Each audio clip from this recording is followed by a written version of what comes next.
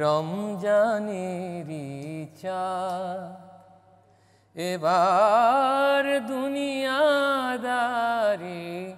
ভোর এলো। আসসালামু আলাইকুম রহমতুল্লাহি ওবরাকাতুহু। আলহামদুলিল্লাহি রব্বিল আলামিন ওয়াসসালাতু ওয়াসসালামু আলা সাইয়্যিদিনা সাইয়্যিদিল আম্বিয়া ওয়াল মুরসালিন ওয়া আলা আলিহি ওয়াসসাহবিহি আজমাইন। সম্মানিত দর্শক, আমন্ত্রণ জানাচ্ছি মাহে রমাদান উপলক্ষে চ্যানেল আইয়ের প্রাত্যহিক বিশেষ আয়োজন, আপনাদের অত্যন্ত প্রিয় অনুষ্ঠান মাহে রমজান ও সাহারিতে। আশা করি সকলে ভালো আছেন। আমরা প্রতিটি পর্বে এক একটি গুরুত্বপূর্ণ বিষয় নিয়ে আলোচনা করে থাকি। আজ আমরা আমাদের আলোচ্য বিষয় আহলে বাইত রাসূল সাল্লাল্লাহু আলাইহি ওয়াসাল্লাম। এই বিষয়ে আলোচনায় অংশগ্রহণ করার জন্য একজন তরুণ আলেম দ্বীন আমাদের মাঝে উপস্থিত হয়েছেন। নারায়ণগঞ্জ জামিয়া কাদেরিয়া তাহরিয়া মাদ্রাসার সম্মানিত অধ্যক্ষ হযরত মাওলানা আবু নাসের মোহাম্মদ মুসা আল কাদেরী। আসসালামু আলাইকুম রহমতুল্লাহ। ওয়ালাইকুম সালাম ওয়া রাহমাতুল্লাহি ওয়া বারাকাতুহু। প্রথমত আহলে বাইত শব্দটা এটার একটু সংক্ষেপে আহলে বাইত কাকে বলে, কাদেরকে বলে, এটা একটু বলবেন। আহলে বাইত বলতে আমরা যেটা বুঝি আল্লাহ নবী রাহমাতুল লিল আলামিনের বংশধর। যেমন আমরা কালামে পাকের মধ্যে ইরশাদ হয়েছে, আল্লাহ রব্বুল আলামিন হাকামুল হাকিম বলেছেন বিসমিল্লাহির রহমানির রহিম কুল লা আসআলুকুম আলাইহি আজরান ইল্লাল মাওয়াদ্দাতা ফিল কুরবা।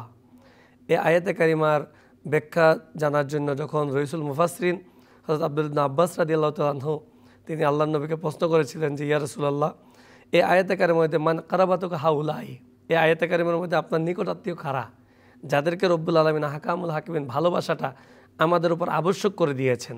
রব্বুল আলামিন হাকামুল হাকিমিন কালামে পাকে ইরশাদ করেছেন যে হাবিব সাল্লাল্লাহু আলাইহি ওয়াসাল্লাম আপনি বলে দিন আপনার উম্মতদেরকে যে আমি এই যে দিন ইসলাম প্রচার করেছি, মাযহাব আল্লাহ রাসূল দ্বীনের দাওয়াত দিয়েছেন, মক্কাবাসী অনেক কষ্ট দিয়েছেন নবীকে, রাসূলুল্লাহ ইসলাম অনেক নির্যাতন সহ্য করেছেন, এই নির্যাতনের পরেও আল্লাহর কাছে কোনো কিছু চান নাই।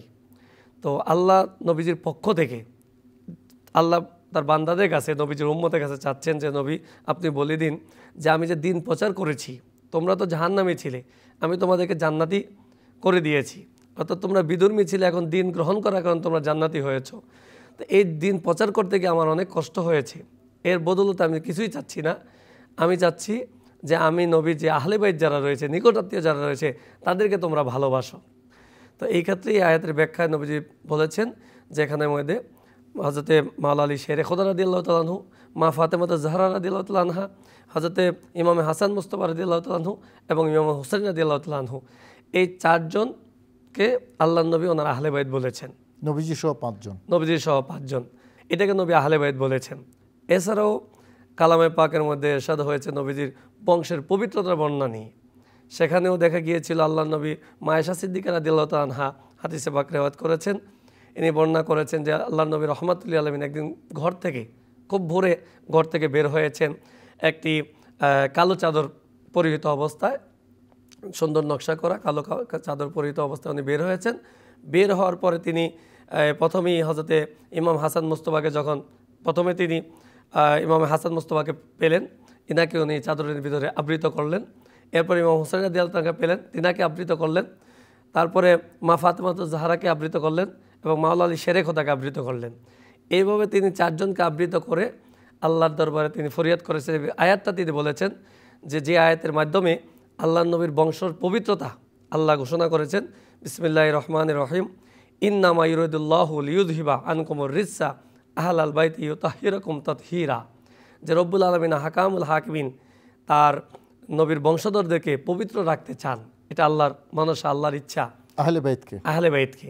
তো এখানে আমরা দেখতে পাচ্ছি আয়াতে কারিমার মাধ্যমে যখন রাসূলুল্লাহ পাক সাল্লাল্লাহু আলাইহি ওয়াসাল্লামের হাদিস আমাদেরকে ব্যাখ্যা দিচ্ছে যে রাসূলুল্লাহ সাল্লাল্লাহু আলাইহি ওয়াসাল্লাম চারজনকে দেওয়ার পরেই এই আয়াতটা তিনি কী করেছেন, তেলাওয়াত করেছেন। তো এই আয়াতের মাধ্যমে জানতে পারি যে নবী পাক সাল্লাল্লাহু আলাইহি ওয়াসাল্লামের আহলে বাইত বলতে হযরত ইমাম হাসান, ইমাম হুসাইন, মাওলা আলী শেরে খোদা এবং হযরতে মা ফাতেমাতুজ জাহরা রাদিয়াল্লাহু তাআলা আনহা এবং আল্লাহর নবী রাহমাতুল লিল আলামিনের এই চারজনকে নিয়ে আহলে বাইতের ব্যাপারে তিনি বলেছেন। এবং তিনি দোয়াও করেছেন আল্লাহুম্মা হাউলাই আহলু বাইতি, যে হে আল্লাহ এরা হচ্ছে আমি নবীর আহলে বাইত। আহলে বাইতের প্রতি আমাদের দায়িত্ব এবং কর্তব্য কি? আল্লাহর নবী যখন বিদায় হজের ভাষণ দিচ্ছিলেন, সেই ভাষণ দেওয়ার সময় আল্লাহর নবী বলেছেন যে আমি তোমাদের কাছে দুটি ভারী জিনিস শিখে যাচ্ছি, এক হচ্ছে আল্লাহর কোরআন আর এক হচ্ছে আমি নবীর আহলে বাইত। তো এই দুইটা জিনিসকে তোমরা আঁকড়িয়ে ধরবে, তাহলে তোমরা পথভ্রষ্ট হবে না। তা আমরা আরেকটা জায়গায় দেখেছি হাদিসে পাকে, যেটা মুসলিম শরীফে এসেছে, যে এখানে কোরআনও বলেছে এবং সুন্নাহ বলেছে, হাদিসে পাকের কথা বলেছেন। তো দুইটা হাদিসে তারুজ আমরা দেখতে পাচ্ছি। তো সেখানে দুইটা হাদিসই সহি। তা আমরা সেখানে আল্লাহর কোরআন এবং নবীর সুন্নাহকে আমরা আঁকড়ে ধরবো, এবং আল্লাহর কোরআন এবং নবীর আহলে বাইত। একটা হচ্ছে আমাদের থিওরিক্যাল, আরেকটা হচ্ছে প্র্যাকটিক্যাল। কোরআনটা হচ্ছে থিওরিক্যাল, আর নবীর আহলে বাইত হচ্ছে আমাদের কাছে প্র্যাকটিক্যাল। তো নবীর আহলে বাইতকে আমাদেরকে গ্রহণ করতে হবে। ওনারা যেভাবে দিনকে গ্রহণ করেছেন, দিনকে মেনেছেন, সেইভাবে আমাকে গ্রহণ করতে হবে।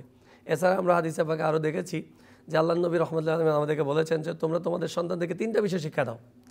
1 নম্বর হচ্ছে নবীজির ভালোবাসা, নবীর আহলে বাইতের ভালোবাসা এবং কোরআনুল কারীম। 3টা বিষয় শিক্ষা দেওয়ার কথা বলেছেন। তা আমাদেরকে সেইটার উপর গুরুত্ব আরোপ করেই আমরা তাদেরকে নবীর ভালোবাসা, নবীর আহলে বাইতের ভালোবাসা এবং কোরআনের শিক্ষা দেব। আহলে বাইতের ভালোবাসা এটা হচ্ছে আমাদের ঈমান। তা আমরা যদি তাদের প্রতি বিদ্বেষ পোষণ করি, হাদিসে পাকে এও এসেছে, কোনো ব্যক্তি যদি খানায় কাবার মধ্যে সেখানে সারা জীবন সে নামাজ পড়ে মাকামি ইব্রাহিমের সামনে, এবং সেখানে রোজা রাখে, সে তসবিহ তাহলিল করে, এইভাবে সে ইবাদতবন্দি করে, কিন্তু সে যদি তার অন্তরে যদি ন্যূনতম আহলে বাইতের প্রতি বিদ্বেষ পোষণ করে এবং সেই অবস্থায় যদি সে মারা যায়, তাহলে সে জাহান্নামে যাবে। তাহলে এই হাদিস থেকে আমরা বুঝতে পারতেছি যে আল্লাহর নবীর যারা আহলে বাইত রয়েছেন, তাদেরকে আমাদের নামাজ যেমনি আমাদেরকে পড়তে হচ্ছে, ঠিক নবীর আহলে বাইতকে আমাদেরকে ভালোবাসতে হবে। আর যদি আহলে বাইতের প্রতি আমরা কোনো বিদ্বেষ রাখি ন্যূনতম, তাহলে আমাদের ইবাদত বন্দিকে আল্লাহর দরবারে কবুল হবে না। সেই জন্য আমরা চাইব যে আমরা আল্লাহকে ভালোবাসবো, আল্লাহর হাবিবকে ভালোবাসবো, এবং তার সাহাবায়ে কেরাম যারা আছে তাদেরকেও ভালোবাসবো, এবং তার সাথে নবীর আহলে বাইতকে আমাদেরকে ভালোবাসতে হবে। যদি আমরা ওনার আহলে বাইতকে ভালো না বাসি, আমরা যতই ইবাদত বন্দি করি না কেন, এগুলো আল্লাহর দরবারে গৃহীত হবে না। সাহাবায়ে কেরাম এবং আহলে বাইতের মধ্যে কেউ কেউ পার্থক্য সৃষ্টি করতে চায়, যে নবীর আহলে বাইতকে ভালোবেসে সাহাবায়ে কেরামের কারো কারো সমালোচনা করে, আবার সাহাবায়ে কেরামের পক্ষ নিয়ে আহলে বাইতকে ইগনোর করে।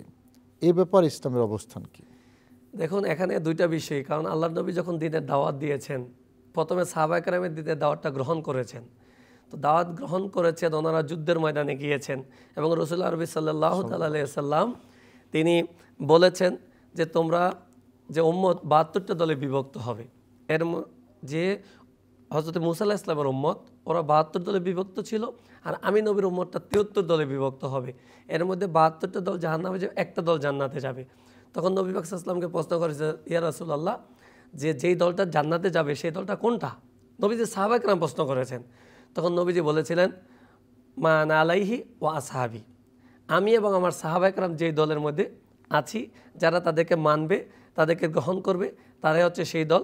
এবং সেই দলের ব্যাখ্যা দিতে গিয়ে আল্লামা মোল্লা আলী কারি রহমতুল্লাহ আলাইহি বলেছেন, সেই দলটির নাম হচ্ছে আহলে সুন্নাত ওয়াল জামাত। তা আজকে নবীজি বলেছেন যে আমার এবং আমার সাহাবায়ে কেরামের অনুসঙ্গ, এবং আরেক হাদিসে নবীজি বলেছেন, মান তামাসসাকা বি সুন্নতি ও সুন্নতে খুলাফায়ে রাশিদিন, তোমরা আমি নবীর সুন্নতকে আঁকড়িয়ে ধরো এবং আমার খুলাফায়ে রাশিদিন সুন্নতকে আঁকড়িয়ে ধরো।